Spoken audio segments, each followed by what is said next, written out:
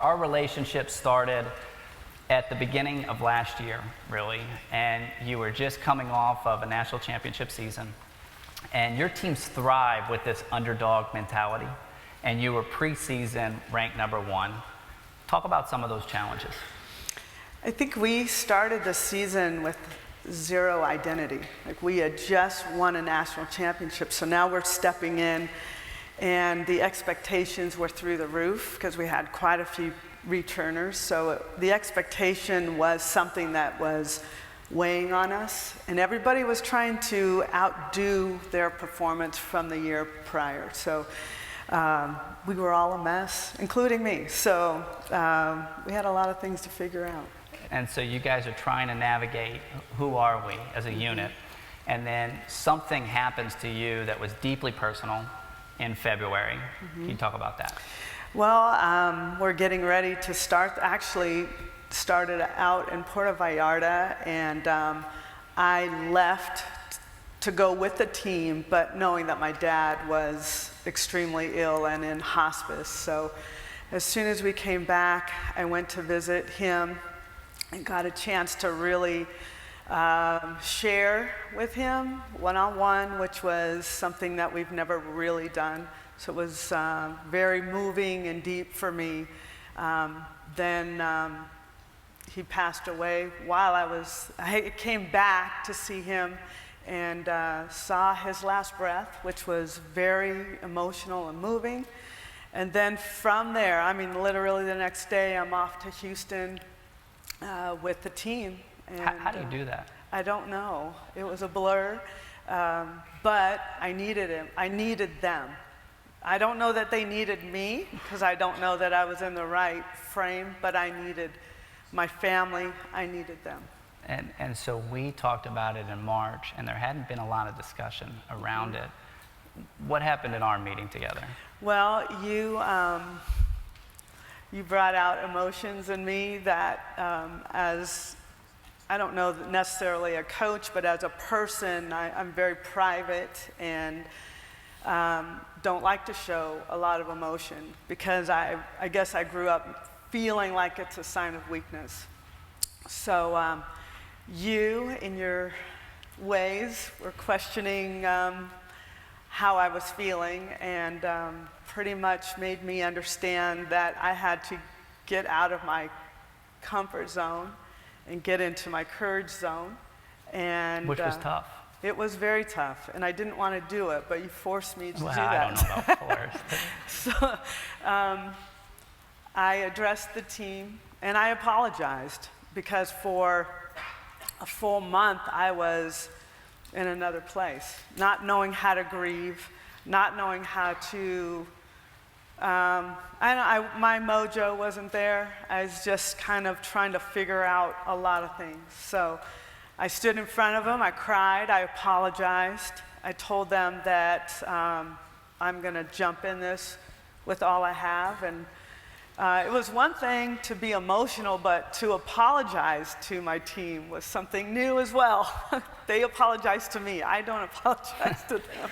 So I let my guard down and kind of got in the courage zone, and I said, I'm sorry for not being here with you, and I'm both feet in, let's go. And how did they receive that? They were kind of shocked. I think they were... Because this is so abnormal for you. Very abnormal. They were shocked, they were quiet, they cried with me, and they, without saying anything, well, you know, one of my favorite phrases, and they know this, and they said it, and when anyone says it to me, I believe it. They said, "We got your back." And when they said, "I got your back, we got you, coach," everything was all right. And they did have your back. They did. I would say they did. Yeah. And they rip off, they generated a lot of momentum. And I want to actually fast forward to the championship series. Okay. This is game 1 of the college championship series. You can't script it any better than this. The defending national champion Oklahoma Sooners against the #1 seed Florida Gators.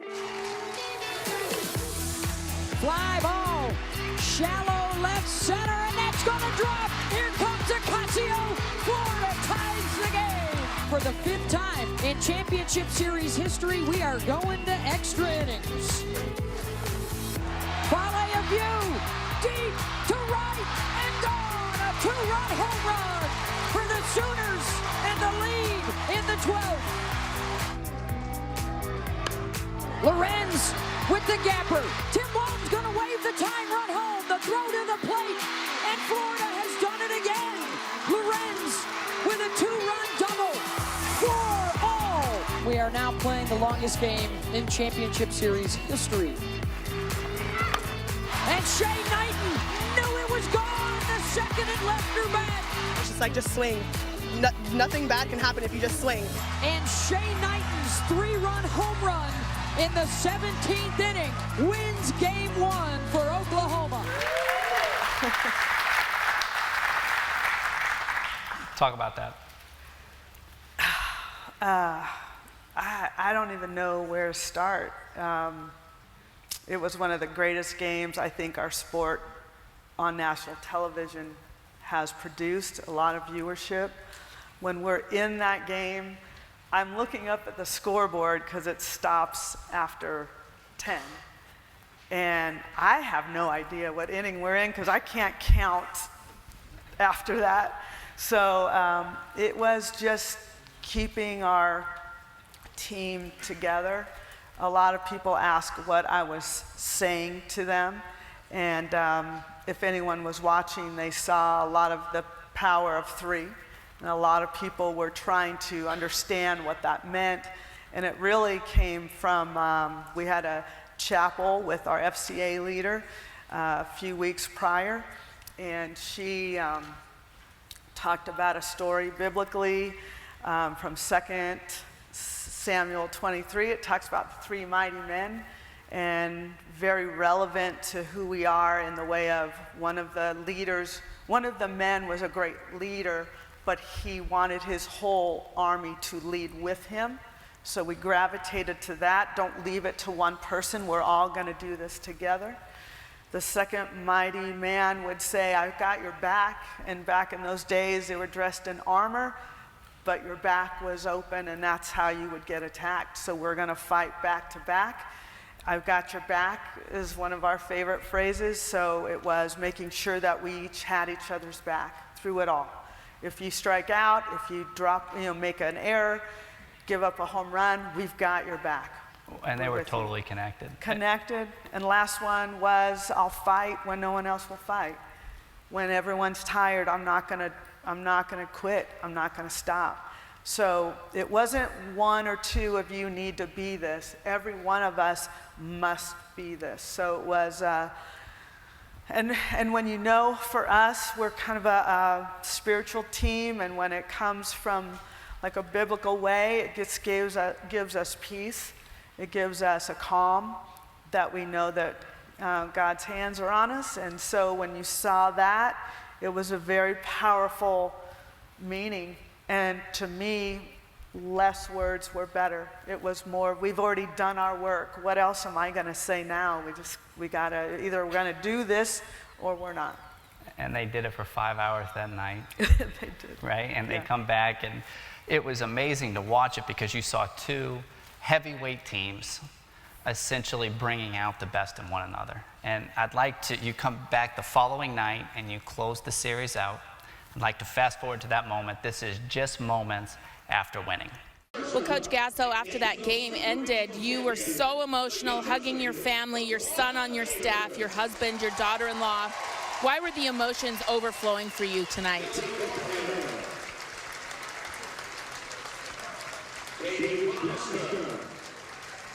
I lost my dad in February.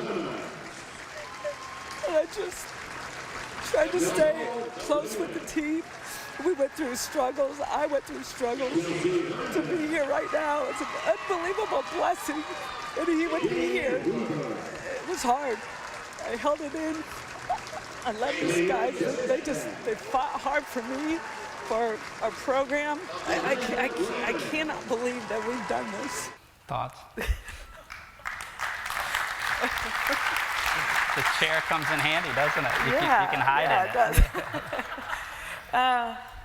It's one thing to see yourself emotional when you look back at it, but I wasn't ready for that moment. I needed time. I didn't know what I was going to feel like. And it rushed me hard. So I don't know what to say. Awesome moment, emotional. We'll talk about the reception. Something totally unexpected was born from that moment. You got lots of letters from people across the country. It was interesting because all I thought about was, oh, here comes Holly Rowe, the persistent, I'm going to catch you in your vulnerable moment. And I don't know that anyone looks good when they're crying, so I tried to pull my hat down as low as I could. And I didn't, I'm thinking in my head, like, okay, we just got the trophy, so nobody's watching this part. Just, it's okay. I don't even know why I was thinking that, but I was. And the camera's there, she's there, and I unloading the way I did, I got a lot of emails from and letters from people who had lost their parents and kind of giving me ideas of how to handle it and thanking me for being vulnerable, which is still very hard for me to do. But sometimes when you're out of that comfort zone and you're vulnerable in a way that other people can connect, they connected with that vulnerable moment, and if it helped someone feel good or whatever it did, I'm happy about it. But I was really uncomfortable at that moment. And last thing, just talk about the power and vulnerability and the best thing you learned from this year with that. I think my team wants, they want connection and they want the human side of me. And I try to be very stoic, and I'm in the dugout, and I'm trying to be real calm, but they like to see me show emotion, and they connect better with me, or they'll go an extra mile for me when I am honest. So me apologizing more than once this season to my team allowed this connection with each one of them. It wasn't just I connect to the team. I really felt connected to every single player on my team. And it wasn't phony, it wasn't pretend, it was real. It was very real, and it's real because I was real with them. And I called you on Father's Day just a short while ago, and you said that you were out of the comfort zone into the courage zone, and now you're finally into the healing zone. And we appreciate you sharing your path with us. Let's give it up for Patty.